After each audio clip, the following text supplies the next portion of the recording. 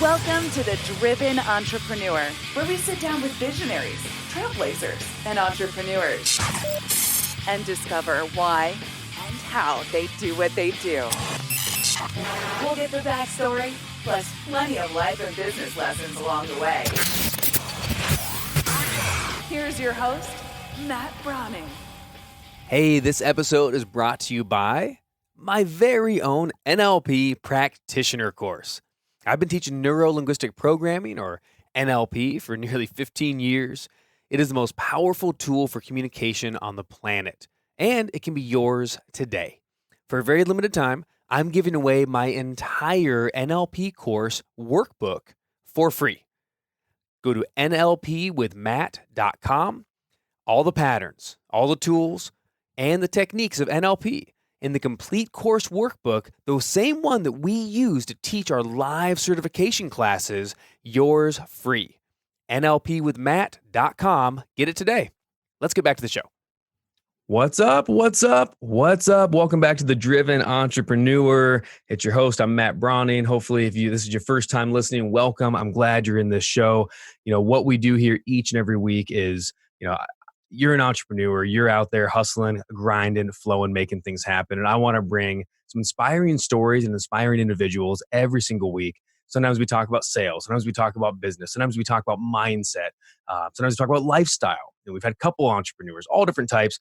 And this week, we're going to follow a theme. We've had a couple of athletes on the show as of recently. And I want to bring the man that actually has made that possible. And we've been really having an amazing connection through Team USA with the United States Olympic and Paralympic Training Center. And he's on the committee, Mr. Cole McKeel. Cole has done pretty much everything when it comes to sports. He's the Team USA manager for the sport development for the United States Olympic and Paralympic Committee. So he works liaising with many of the athletes on a day-to-day basis and on a grand level as well about what the direction the Olympics are really going when it comes to Team USA. Previously, he worked on game day operations for the Denver Broncos, so I want to get into that a little bit with him, and has done quite a bit of work with the bobsled and skeleton teams. So we're going to have a little chat about our favorite movie, Cool Runnings, and then some. He's currently the VP of GoEmpire Group, a sports agency where he represents some of the top athletes and up-and-coming athletes around the world. Cole, are you there? And welcome to the show. I am, Matt. Thanks so much for having me. Dude, that is, I've been excited to have this. When we first started connecting, we chatted for, at least a good hour, just getting to know each other. And I really, I'm telling my wife about you quite a bit. I'm like, every time I meet one of your guys as well, or guys or gals, it's like, I'm always going downstairs going, honey, I got to tell you all about this interview I just had. You and your team just have such amazing energy. How do you keep that up? Is it something you got to focus on kind of daily to let's get back into it? Or do you wake up energized and positive? Absolutely, Matt. That's a great question. And it's actually funny. When we got off the first time, I think I did the exact same thing with my team. I was very energized and excited. And I think that's just part of it. In this world, if you surround yourself by people that are, what I always say is passionate, hungry, driven people, people who really want to do good by others. And I think that's the world that I've been blessed to live in, whether it's with the agency or with the sporting world with Team USA. And, certainly anytime with my office being at the Olympic and Paralympic Training Center, anytime you can come over here and see some of the brightest and best athletes in the world, basically taking their life on hold to live out an Olympic or Paralympic dream, or whether it's some of my basketball players that are, grinding around the world to hopefully, make it to the top level. Just the inspiration that they bring to me every single day is, passion and fuel for my fire. That's awesome. So it's almost this self-fulfilling prophecy where it just kind of continues to energize your bunnying because of what you're doing. When you were growing up, I know you've been involved in sports in one way or another forever. Were you an athletic kid? Did you play Little League and all that stuff? Or is this something you started finding a little later in life? What was the early Cole like, and how did sports come into your life? Yeah, it's a great question. So I actually grew up in small town Paducah, Kentucky, and I laugh small town. Paducah is actually the fourth biggest city in the state of Kentucky. And I say biggest city, it's about 30,000 people. So definitely not a city or even a big city in any stretch of the imagination, but certainly by Kentucky standards it was. And of course, growing up in Kentucky, basketball was prime, as were pretty much any sport that I could come into contact with. I can remember some of my earliest memories traveling with my parents to Murray State University basketball games, and it'd be the dead of winter. And I remember, pleading with my parents to be able to wear my Murray State jersey and my Murray State shorts. And the deal was I would have to bundle up, but as soon as I got to the game, it was always this great moment where I got to tear off my jacket, tear off my sweats, and be there in the game uniform for the game. And so, sport was something that was in my life, from the very earliest. I played pretty much any sport you could imagine growing up. Competitively in the high school level, I ran cross country. I played basketball, baseball, and soccer, most notably. And so I always wanted to be involved in sport in some aspect. My dad was my baseball coach my entire life, and actually just retired last season as a high school baseball coach. He had been coaching high school since before I came through. So yeah, absolutely. Sports always been a big function of my life. And as I've kind of continued into the professional setting, I can't seem to get away from it. But what I've really realized as I've gotten older is, the power that sport really has. It's not just about what happens between the lines. It's really much bigger and much broader than that. And, working at an international level in sport as I do right now, it's just amazing to see all the barriers that sport can transcend and how it can really bring people together for a commonality through the world, regardless of background or religion, culture, whatever sort of diversity is there. It really is a neutralizer. And that's something that has always stood with me and has really inspired and empowered me to do my work and, ultimately try to be the best I can, for the people that I represent.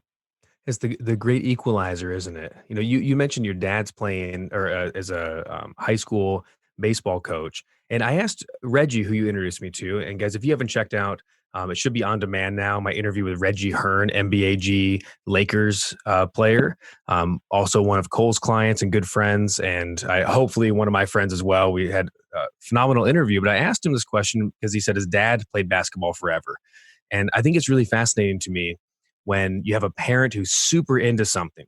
And I think sometimes as a parent, a parent myself, I have an 8-year-old son. Like there's things I would love for him to love, but I also want him to find his own way and find what he loves. So there's this balance of introducing the kids, but not pushing it down their throats. How do you feel? You don't have to like judge your dad on this, but I guess what was the experience of your dad being really into sports, baseball coach? Do you think that went well and he like introduced you to it and you fell in love with it? Or did you have times when you were kind of like, hey, do I really love this? Or is this just what my dad wants me to do? Did that kind of speak to you ever throughout your life?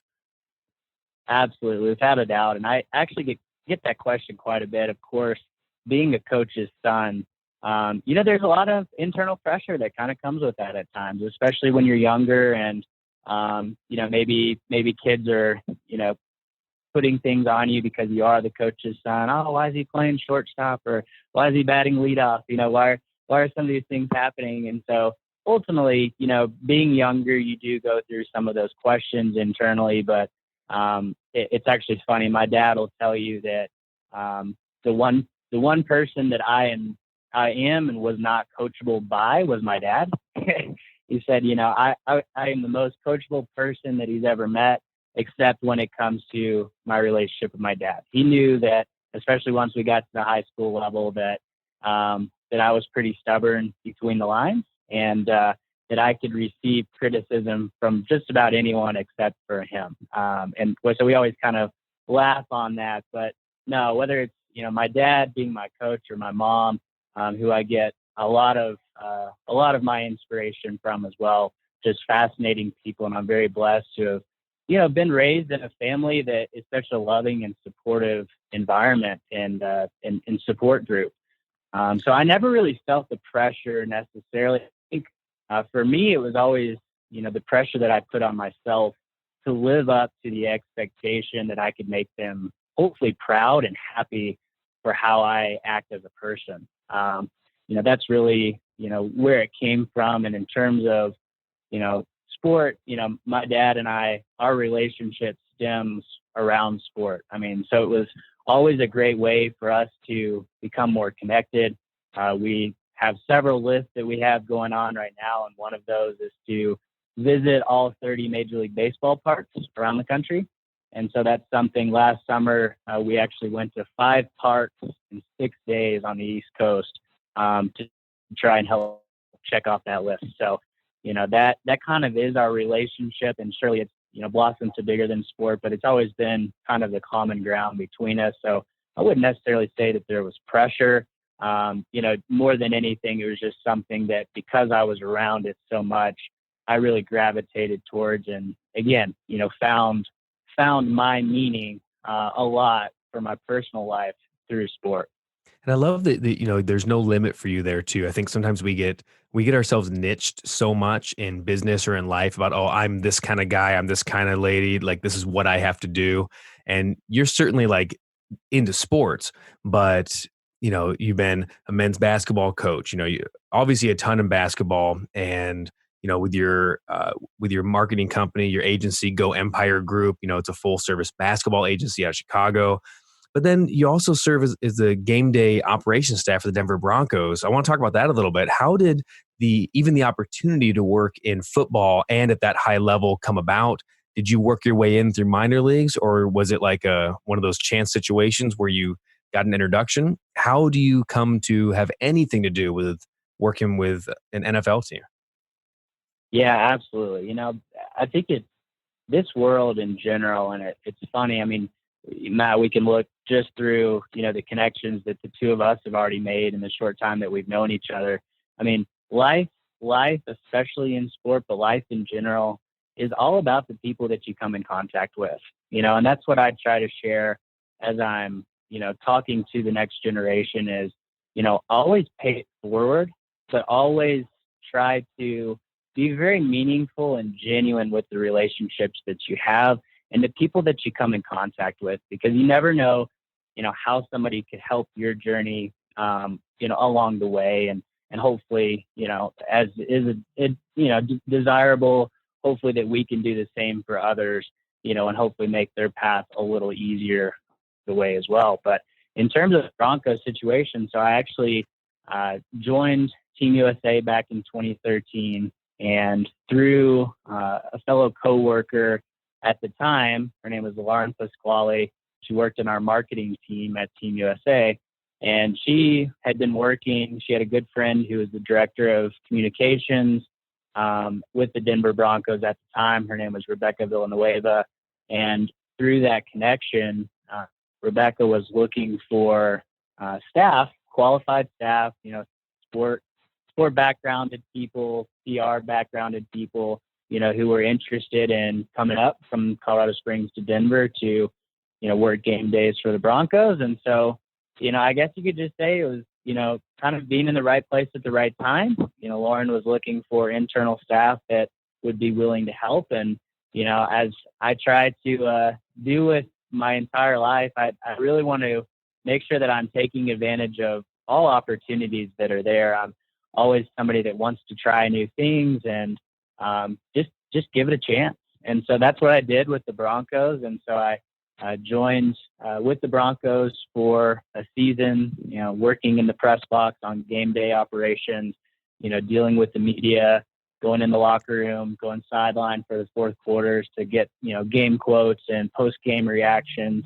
And it was an amazing experience. Of course, during that time, that was the season when Peyton Manning was breaking all the passing records. And so to get kind of a front row ticket to seeing one of the greatest quarterbacks, one of the greatest athletes of all time, you talk about, you see what's going on with Tom Brady and Drew Brees, and, rightfully so, those guys have earned their spot at the top of the conversation. But No Peyton question. Manning, Peyton Manning was there with him, right? And he did it for so long through so many injuries. and battled through so much adversity. And so it was really inspiring for me to get to see somebody, a professional in whatever aspect of the world, to be able to see that front row was just incredible. And unfortunately, through all that, positive experience, I actually didn't go back for the second season. And the next season, they actually won the Super Bowl. So joke's on me. I left the season too short, but that's okay. I still have, the experiences, and I'm a positive person. So we're just going to try and compartmentalize that one out of my mind. Yeah, for sure. Just pretend that you never missed the game day reaction from Peyton Manning after winning the Super Bowl. It's not a big deal, man. Yeah, not a big deal at all. In fact, I actually joke, I kind of have always been second place in my life in terms of big sport results. So it's actually been kind of a joke. In high school, there were several games where we would lose in the championship, or at the University of Louisville. I actually left the year before the national championship. I was not affiliated with the team for the national championship at Louisville. So naturally, it was fitting that I wasn't there for the year that the Broncos won the Super Bowl as well. Who knows? Maybe I'm the jinx. Maybe I'm the common denominator in all of this. You never know. But, it's like going back to your positive mindset. I think there's two ways to look at that. Like, sure, there's the got to be the winner, number one, and all that in second place. What does Ricky Bobby say from Talladega Nights? If you're not first, you're last. Second place, first place loser. But I think that's a bunch of garbage because, you again, look at Olympic standards, to be the fourth fastest human in a particular race. You're the fourth fastest human in the entire world of the most elite athletes ever, not to mention all the people who wouldn't even get anywhere near qualifying, and there's not even a medal for it. And if you're third, second, first, like that is, you're in the top 1% of the top 1% of the top 1%, no matter what you're competing in. So I think for me, I think we give ourselves, no matter what we're competing in, whether it's sport, whether it's business, whether it's, whatever. And in some places, there's not even a first, second, third place, but we get that mentality. Do you find that like that highly competitive nature bleeds into other areas in your life? And this might be a weird question, but I know, you and I have shared a lot about our personal faith and faith journey and how important that is, how as a guiding force, and relationships. Those are areas in life that genuinely are not competitive. Obviously, it's you and a subjective, your own personal relationship with a spouse, child, parent, God, etc. Do you ever find yourself kind of getting into that accidental competitive mode in those areas? Or is it really easy just to say, like, I'm just going to get as close as I can. I'm going to be the best that I can. And that's great. I find myself sometimes comparing myself, even though I know I shouldn't. Tell me kind of what's your mindset for that, if you ever even think about that. Yeah, absolutely. And, I think it all kind of ties into being humble, of course, realizing that you can only be the best version of yourself, right? And to try and be competitive, of course, but not to a fault, and I was such a competitive person. In fact, one of my best friends that I've known my entire life, there was a group of 6 of us best friends growing up, and we grew up together. We went to school together. We went off to college together. We still stay in touch to this day. And it was actually funny. My friend Andrew, who lives in Mississippi right now, working in the car industry, we were so competitive with each other that they would have to separate us when we would play, backyard football or backyard basketball, because we would get so competitive with each other, and the fire would fuel the fire, right? It wasn't like by me being more competitive that he would back down or vice versa. And it got to a point, honestly, in my life, and I can attribute it, in terms of athletics specifically, there are so many things that I've been through, whether it's personally or professionally, that have humbled me, right? I mean, obviously we've talked about our faith. I think that God has a great way of lifting us up, but then, bringing us back to reality, humbling us when we need it, which is, for me, through my life, has been more times than not. But with that being said, you're absolutely right. There is always, time where you can kind of take a step back and realize, that this is not the end of the world, especially when it comes to sport.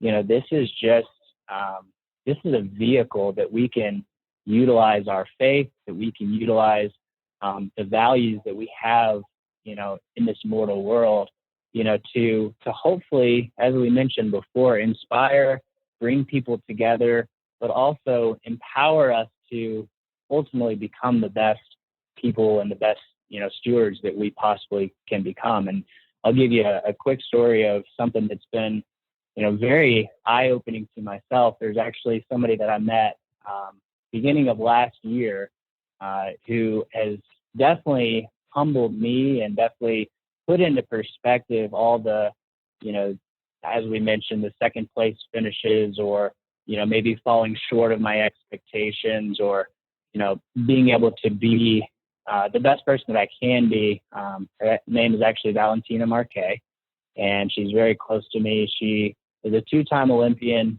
in the sport of figure skating for Team Italy.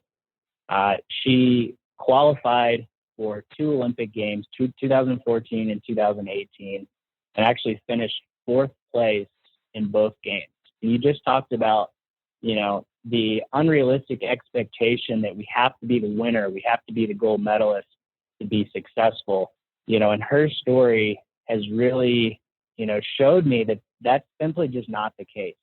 To say that somebody that, misses the medal stand by, a tenth of a point or a couple hundredths of a point is not successful when you're the 4th best in the entire world, is pretty unrealistic. It's not fair to say that. And so, whether it's, the situation with Valentina, or, other situations throughout my life, whether it's a client, getting passed over for another opportunity, or an injury that happens prematurely, there are always things in place to humble us and to make sure that, we realize that this is much bigger than just winning and losing.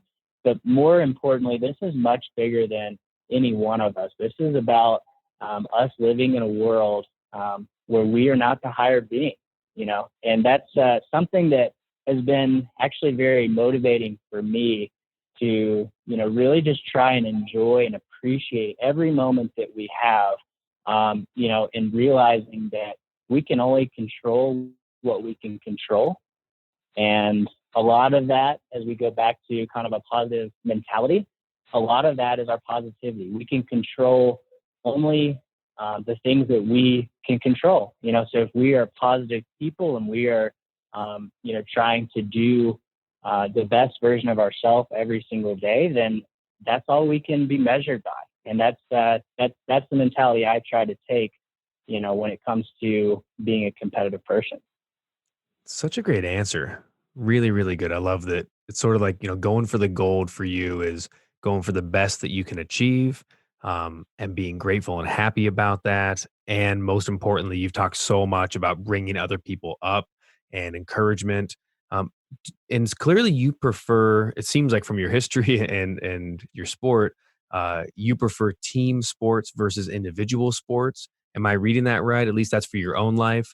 Tell me about your experience with team sports. And Yeah. specifically, I want to talk about bobsledding as well. I know just before we went to tape, you were talking about kind of comparing John Candy's role in the film Cool Runnings.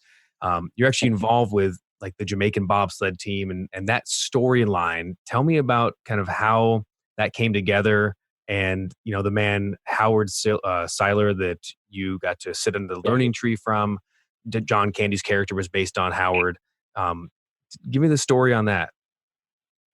Yeah, absolutely. And I think you bring up a great point of, the difference, of course, with myself growing up, in team sports, and I guess most notably being a part of the men's basketball team at the University of Louisville, where we had a lot of success. Of course, worked under a Hall of Fame coach in Rick Pitino, and had some amazing experiences, both personally, athletically, and professionally, that really propelled me into where I am today. I have so much appreciation and love for Coach Pitino, for taking, such a young, naive kid and turning him into, where I am today. But in terms of, what I've learned working with Team USA specifically, where we do have a lot of individual sports. There are team sports, but there are a lot of individual sports as well. And I always get the question, where people think that our athletes are, primarily focused on themselves and that they don't want any sort of, to share their successes, to share their failures. But that's simply just not true, and I see every day at the Olympic and Paralympic Training Center, the cool thing about being here in Colorado is that we have, a couple hundred, up to, 500 to 600 athletes here at any time. And the cool thing about it is we say here at Team USA that excellence inspires excellence by bringing athletes together, whether they're individual athletes such as, a figure skater or a gymnast. There's still a lot of team mentality that goes behind it. And leading up to the ultimate, one of the coolest things that I saw in Rio at the 2016 games, if you remember, you saw the Team USA basketball team. These are NBA guys who, don't really need the Olympics to be deemed successful. But yet They're sitting there, they're embracing the whole situation. They were sitting in the stands at Copacabana Beach, cheering on, the beach volleyball team as they were headed towards their gold medal. And it was so inspiring to see athletes, especially at that level, really buy into the concept of a team. Whether it's Team USA, we all funnel into this, and that's the cool thing about, the Olympic and Paralympic team in general is that every one of us as Americans can buy into that as well. We're not just Team USA if we are, a staff member, if we are a donor, if we are an athlete who gets the chance to put on the stars and stripes and represent, his or her country. But we are all part of Team USA because all of those athletes inspire us and they bring us together for a commonality, which, in a divisive United States, one way or the other, regardless of how you feel or what politics you believe in, it's a great thing to have to, bring us back to reality, to remind us all that we're all human beings. We're all Americans. We're all human beings. And we can be inspired. We can be brought together. So that's first and foremost what I've seen through, kind of my journey of team sports, and then ultimately dipping into, Team USA, where you do have more individuals, but still very much a team environment. And, to kind of bring it full circle, you mentioned my interactions with the bobsled team and with Howard Siler in particular. But what was really funny, I came out here to work for Team USA and I had an opportunity to move over and work specifically with USA Bobsled and Skeleton. I have to ask you, Matt, are you aware what the sport of skeleton is? I'm so glad that you stopped for that because I was going to interrupt you and say, can you explain the difference between bobsled and skeleton? Yes, yeah, the only experience I have with Olympic bobsled is Cool Runnings, and I know that you're shaking your head, and that's terrible. But I've had losers on now because of you. I've had pentathlon athletes on, and now I want to talk about bobsled skeleton. Why would somebody pick one of those, and what's the difference? Yeah, absolutely. It's a great question. So you'll be happy to know that as a Kentucky boy, where we freak out if there are any flurries in the sky.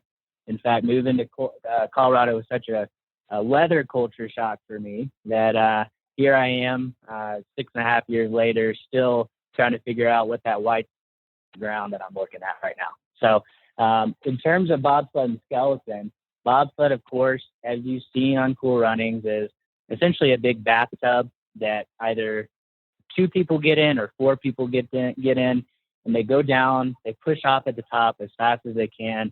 So you need a lot of fast, explosive, athletes that carry a lot of weight, that can get the right aerodynamics in the sled to be able to make it down an ice chute, pulling sometimes 4 to 5 G-forces around hairpin turns going, as high as 90, 93 miles per hour.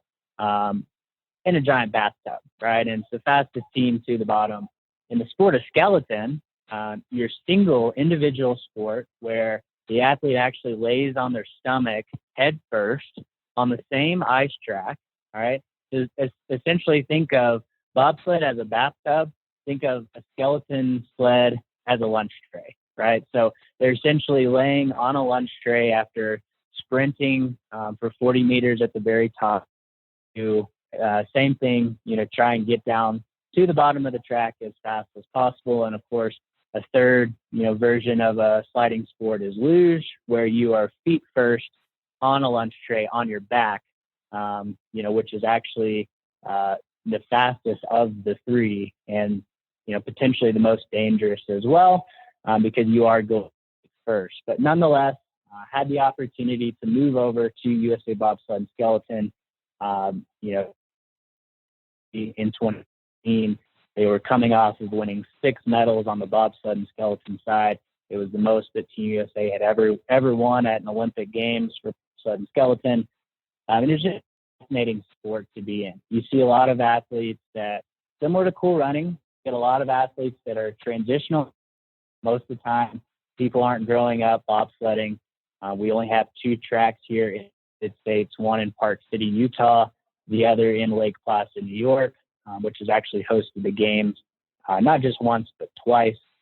So you see a lot of athletes that come from track and field, a lot of athletes that come from football, a lot of athletes who, have come from some other sort of sport that show some of the signs to be able to transition well into bobsled. And so, kind of bringing it full circle, as I mentioned, having the chance to sit down with John Candy's real life in-person, portrayal, Howard Siler, who was actually the head coach for the Jamaican bobsled team that was depicted in Cool Runnings, was absolutely phenomenal. It was really empowering, inspiring. And in fact, you just saw in 2018 at the Pyeongchang Games, there was actually a Jamaican team represented in the Olympic Games, which was fascinating to see. But Howard was someone who, touched the sport in so many ways, of course, with the movie that everyone knows, but at the same time, just doing his best to propel the sport forward, and also, give other nations that may not be traditionally cold weather or traditionally, seen as bobsled nations, the opportunity to realize that there's opportunity out there for anybody that wants to go get it. And that was, I think, what I was most inspired with my time with Howard, who actually passed away shortly after our interview, was just that sense of, hey, if there's an opportunity out there, go get it. Don't wait for somebody to say, hey, you can do this, or, don't wait for people to say, no, this can't happen, or this has never happened, it will never happen. Just go get it. And that's something that I've carried with me, through my agency, my personal work, my professional work, and my spiritual work as well. Don't ever settle to think that you know all the answers. In fact, there's a great quote that I like to look at every now and then from Socrates. It says, the only true wisdom is in knowing that you know nothing, right? And that's so powerful as we always continue, as I mentioned, to try to be the best version of ourselves. How do we continue to learn? How do we continue to understand that it's okay that we don't have all the answers? We don't have to pretend to know all the answers. Let's just continue to try and learn to push the limits and to be the best, versions of ourselves that we can be. And, ultimately at the end of the day, that's all we can be judged for. Couldn't agree more. When you're talking about, I was going to ask you what lesson did you learn from Howard, but I mean, you basically said it is don't settle, don't give up, and don't let someone tell you no. Like, don't walk around in your life saying, oh, I'm from Jamaica, how am I ever going to compete in the bobsled? Like, it's not about bobsledding. It's not about skeleton. It's not about where you're from. That is the reason that I think that film did so well and was so interesting and popular, was because it's this principle of, hey, this is a metaphor for no matter where you're from, no matter what you think your story is, your story isn't always real. And your story from your past doesn't have to dictate your future. it's so empowering to be part of that. Before we move on from kind of this Olympic conversation, I know we're going to keep going there. I want to make sure we plug um, teamusa.com/donate. If you are relating to this, if you want to be able to support, and no matter what country you're from, Team USA obviously is supporting the American Olympic and Paralympic athletes that go and compete for the USA each and every year at the Winter Games and the Summer Games. If you want to help support these athletes, Cole was very cool. I said, "What do you want to plug on the show?" And you got to book this, that. He goes, "Hey, can we just plug, Team USA?" And it's teamusa.org/donate. If you go there, you can donate any amount. It's, is it tax deductible, I believe, I would assume? Don't tell me if I'm off on that. Yes. Either way, donate that money and you can support sending athletes to training camp, getting athletes to go and represent our country. I just had an amazing interview. You probably just heard this a couple weeks ago with Sammy Schultz of pentathlon, who will be at Tokyo 2020 this year. And Sammy said the biggest problem that the athletes face is not actually the training, the regimen, the nutrition, even the time. It's the finance, because it costs money to compete in these international games that will build them up to qualify for the Olympics, number one. But two is when you're training that hard, it's a full-time job each and every day.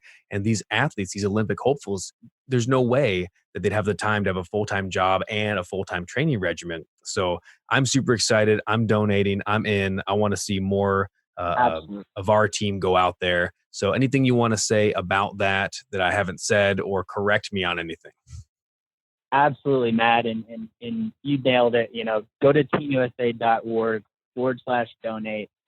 Every dollar that you could donate towards Team USA really makes the difference. There really is a misconception out there in the United States and in the world as well, that we are this organization that is flush with cash, that has all the resources necessary, to provide the best resources to our athletes and to allow them, as I mentioned, to live out their, Paralympic and Olympic dreams. But that's simply not the case. We actually are the only Olympic team in the world. And I'm going to repeat that. Team USA is the only Olympic team in the world that does not receive any money from the federal government. Okay? Think about that. The only team in the world. All right? And to put that even deeper into comparison or relativity, we have majority of our athletes, Olympic and Paralympic athletes, that live right at or below the poverty level on an annual basis. So no government support. Majority of our athletes living right at or below the poverty level on an annual basis. That's the need to donate. Go to teamusa.org/donate and truly be a part of this wonderful team that can make the difference in an athlete's journey. Very, very cool. Thank you for that. And I didn't know that. I didn't realize that Team USA is the only one not getting that federal government backing. So you're talking about think of this. We have these Olympic athletes that are going to compete, and every single one of them is up against another athlete from a different country whose government has funded, really, some of them as much as necessary to make sure they get the very best of the best for training and the time and everything. So I love that. It feels very, I don't know, almost bootstrapped, and that is epic. So as we kind of wind down here, Cole, and I know I want to let you go. You got a busy day at the Team USA offices, Colorado Springs. I want to kind of circle back and talk about your GoEmpire Group. I know you're a VP and a founding member of the GoEmpire Group. It's a sports agency about basketball. What gave you, and this is the entrepreneur part, this is probably going to be, of all the favorite parts of this interview, this is going to be one of my favorite parts. What gave you the idea of, you know what, I've been in the industry, I've been around this, let's just do it. Let me actually start something. Because I think this, number one, spiritually and financially, beginnings are so important. It's easy to be attacked. It's easy to let any number of thousands of issues and obstacles get in the way. So just to start a business of any size, any capacity is a huge miracle. It really is. What was the first idea that lets you think, you know what, maybe I should do this after all? Tell me about that. And yeah, what was the idea, and why did you decide to start something? Absolutely, Matt. And I appreciate you saying that. It's funny. My father told me, in addition to being a high school baseball coach, and actually the general manager of a college summer league baseball team as well, I promise you that I get so much inspiration from my parents, because the older that they get, the more they're involved with. My dad, started a college summer league team just 4 seasons ago. I can, I have to try and keep up with my mom and my dad. Yeah, I really do. The older that they get, the more they're involved with, the more they inspire me to, just as Howard did, to go out and get whatever I want to do, to live out my dreams, and to never, say what if. Just go and do it. And if you fail, then you learn from your mistakes, you learn from your failures. And so for me, when I was younger, my dad said, the best boss that you could possibly have is yourself, And so he my grandfather started McKeel Equipment Company, which is case, construction, and agricultural equipment. My grandfather started McKeel Equipment Company during the Great Depression. So you talk about, spiritually testing time, financially tested time. The Great Depression, as we all know, was not a time when the economy was booming. It was not a time when there was a whole lot of innovation and people going out and trying to start, ventures or, being entrepreneurial. But there my grandfather was starting McKeel Equipment Company. And he actually passed away several years ago. But back in the 1980s, my dad took over a branch of the business, started the construction side, and then my uncle took over the agricultural side. And so for me, seeing that happen, I'm happy to say that we're actually the oldest family-owned and operated case dealership in the United States, which is very awesome, and I'm very proud of my family for continuing the legacy. But just seeing the entrepreneurial spirit in my family really gave me the understanding that when I got older, it wasn't a matter of if it was going to happen. It was when it was going to happen. I never thought that it would happen so soon, but here I was in 2013 and going through the University of Louisville, being associated with the basketball team.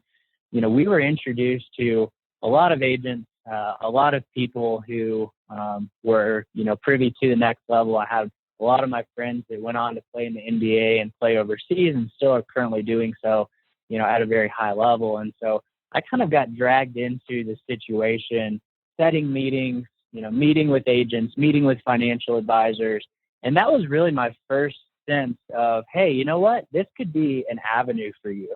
I was sport administration in college. I had 3 business minors as well. But I always thought that I wanted to, kind of get out and do something in the business world. I never thought that necessarily I would get into the agency world. But as I was going through the process, I had a mentor of mine. His name is Justin Sherman. He works for Legacy Athlete Management. They're financial advisors for several professional basketball players, as well as horse jockeys. Of course, being in Kentucky, horse racing being a very big thing. And so he was the first person to say, hey, you know what? Like, you're pretty good at this. You ask some good questions. You know what to look for. You're a good judge of character. Have you ever thought about getting into this full time? And I thought back through some of the agencies that I come in contact with, and, all the horror stories of, some of my friends being taken advantage of by their representation, and I said, yeah, I think I could. I think I would be interested in this, but I don't really want to work with somebody who's going to make me sacrifice my morals or my ethics or, do some of the things that you're seeing come to light, with the NCAA investigation and the FBI probe that's happening in today's world. And so, ultimately, as I've mentioned, my biggest motivation is hopefully being a son that my parents can be proud of and that I can ultimately be proud of myself. And so I started looking around, and at the time, my best friend in the whole world, his name was Alex Johnson. He actually just passed away last March at the age of 30, very unexpectedly, and has definitely been one of those humbling experiences in my personal life. But Alex same way. We were basically the exact same person. We competed our entire lives, and he had actually started with a sports agency based out of Milan, Italy. And so Alex had started in the agency world. And so this whole thing kind of came together all at once. And I was seeing him, loving what he was doing, working in the basketball world. And, it just really got me motivated to try and get into the world. How could I be a bigger part of the world? And so started looking around and ultimately got connected with my business partner, Eddie Grahoviak, who had just started GoEmpire Group a season before I joined the agency, and was looking for a business partner. And, it was the funniest thing. I always give him a really hard time about this. I sent him this really long and nice email, explaining how I wanted to work with the agency and what my aspirations were and what I wanted to do for myself and for the agency. And all he wrote back was, "Send resume, period." and here I'm thinking, oh gosh, what a jerk. Like, here I am, I poured my heart out into, basically like the Tom Cruise manifest and Jerry Maguire of how we're going to operate and how we're going to change the world. And all he sends back was "send resume." And so I ended up sending my resume over. And after taking a look at my resume, he called me immediately. And we were very in line. He's a year older than I am. And we grew up the same way, very family oriented, very focused on our community and wanting to better ourselves and better other people.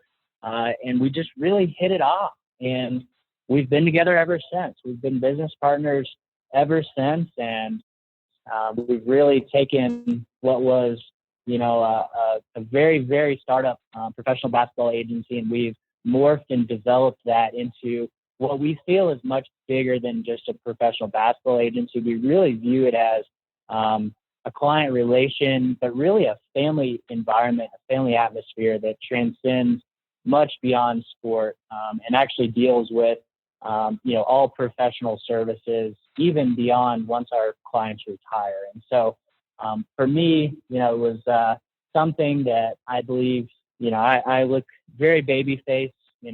I probably only started shaving maybe a year and a half ago. That's how. Yeah. How old are you, Cole? Are you 14, 15?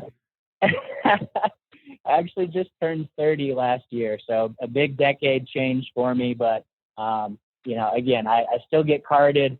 When I go to R-rated movies, that's not trying to be funny. That's accurate. And my business partner Eddie is basically the same way. And so, I can remember the first client that I sat across from with mom and dad, and this client is actually still with me. And being there across the room and saying, but believing it because you were so confident in your abilities that, hey, mom and dad, I'm going to take care of your son, right? And then going out and doing it, that gave me the confidence, and it gave me the satisfaction that, hey, you know what? You're not just selling a bag of goods.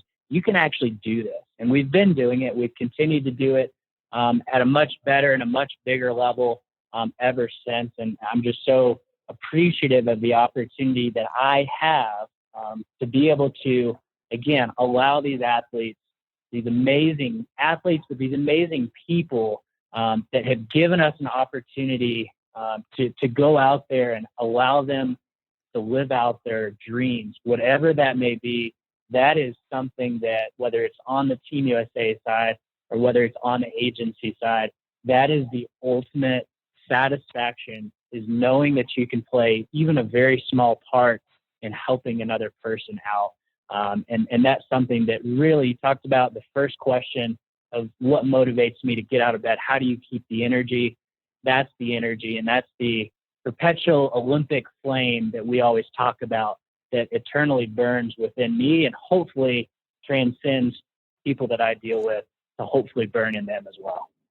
Well, Cole, my friend, phenomenal representative you are of all that you do, not just of the Team USA, but of GoEmpire Group. So guys, check out GoEmpireGroup.com and see what Cole and his partner are up to. Pretty phenomenal, just to, again, look and see how sports agency even works. It's fascinating. The closest we got to see, if we're not in that space, is like Jerry Maguire, but that's drastically different. Same time, really, really cool what he's doing. And again, I met, Reggie, one of your clients there, and it's great. I mean, you watch a guy like that say, my dream is basketball. And then all of a sudden last year he's playing for the Pistons. And he's just cranking and doing his thing. Thank you, Cole, for everything. Make sure you also follow Cole at GoEmpire Group on Facebook, Instagram, Twitter, YouTube, all the social media. You can find them at goempiregroup.com. Cole, I got to let you go. I know we're over time right now, but my last question for you is, in your wise ancient years of 30, what advice would you give to yourself when you're first starting out? Let's call it right after high school. You got your hopes and dreams. What advice would you give to yourself now after over a decade of life experience? Absolutely. That's great. And I have several that I look at every day. The first that's kind of there is every single year. And I actually learned this from Dr. David Carter, who is a professional development mentor of mine. I've been going through a class with David for, about a year and a half now. And he told me this, and it's so true. I have it on my computer so that every morning I look at these two note cards, and there are two note cards. And the first says, 2020 will be the best year of your life. All right. 2020 will be the best year of your life. And the second says, what will you do to make that happen? And it feeds totally into the positive mentality. It feeds into, controlling what you can control. And he said, I've been doing this for several years now. Every single year, I always write down, whatever year it is will be the best year of your life. And ever since I've been doing that, it's come true. Just the same to say that 2021, next year, will be the best year of my life. I know that 2020 will be the best year of my life because I'm going to make it happen. And that's just something that I think is just a different perspective, but it's something that we all have the power to do. Let's control what we can control. Let's have a positive outlook on life, and let's ultimately try to become the best versions of ourselves. Well said, sage advice. Cole McKeel, Team USA manager and VP of GoEmpire Group, everyone. Thanks so much, Cole. Thanks so much, Matt. Have a good day. You too, man. You too. All right, guys. That's the show for today. I hope this was again, enjoyable. I've been getting into a little more, bringing guests from all different backgrounds. And I love, if you go back through all of our archives, whether it's a film producer or an actor or a singer or an athlete, all of us have this entrepreneur fire and spirit. It's about being an innovator, a creator, an influencer, a trailblazer. You're out there taking the invisible, making it visible. So that's my charge to you this week. Get out there this weekend, enjoy your weekend, but crush it and take the invisible and make it visible. See you next week.